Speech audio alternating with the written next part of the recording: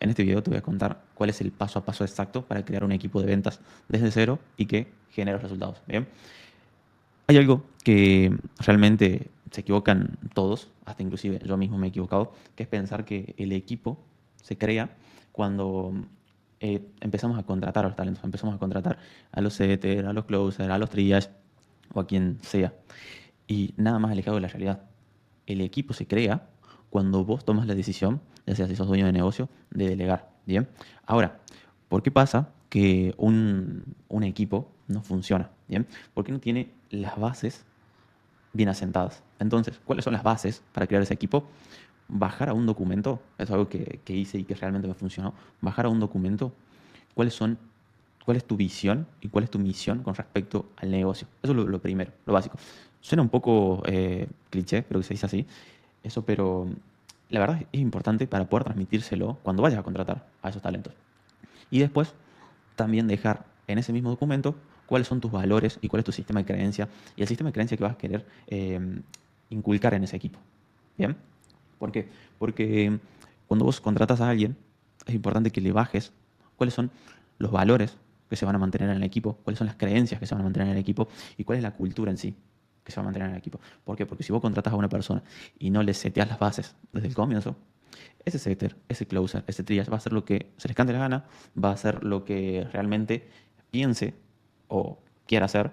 ¿Por qué? Porque, y no es por malo, no es por... sí, realmente no es por malo, no es por mala leche, simplemente porque no le sentaron las bases desde el comienzo.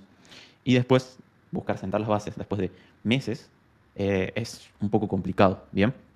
Por eso, el primer paso es armarte un documento y deja bien en claro cuál es tu misión, cuál es tu visión, cuáles son tus valores, cuál es tu sistema de creencias. Y en base a eso vas a armar tu cultura. Porque en sí es tu forma de trabajar, tu ética de trabajo. Bien, para que después en el onboarding puedas realmente puedas transmitirle eso a todas las personas que vayas a contratar. Bien, eso es el primer punto. Prácticamente como para resumirlo así, crear la cultura. Ahora, el segundo punto, o el segundo paso, vamos a decirlo así, es crear los sistemas y procesos. ¿Por qué? De nuevo, que esto es algo que me pasó la semana pasada, que llegamos a un acuerdo con un negocio y empezamos a trabajar juntos, que le digo, bueno, ya tenía equipo, ya tenía set, ya tenía closer, mostrame cuáles son los procesos, cuáles son los sistemas que están teniendo para prácticamente poder adaptarme y empezar a optimizar y mejorar, y no tenían absolutamente nada, y el closer también estaba totalmente en cero, y eso que hace 6 meses que estaban trabajando juntos. Hace 6 meses, o sea, hace 6 meses el closer no sabía para dónde iba, y lo máximo que había comisionado eran $500. ¿Bien? Entonces, lo segundo y también importante es crear los sistemas y procesos. Es decir, si vos estuviste ya seteando, es importante que dejes el script de seteo ya prácticamente, sí, en un proceso, en un documento, eso es lo que te recomiendo.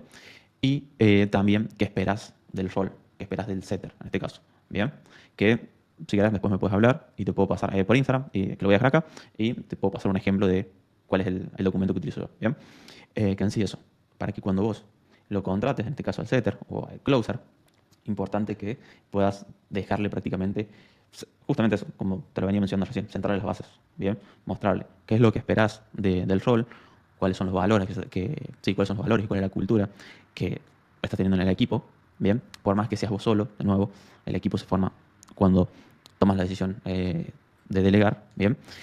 Y también el script, oferta y demás, pero eso ya es algo obvio que deberías saber.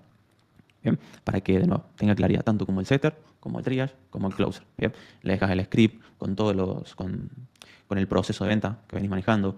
Si no tenés un proceso de venta, dejarle las llamadas a mano para que él más o menos, si están capacitados, van a crear su proceso.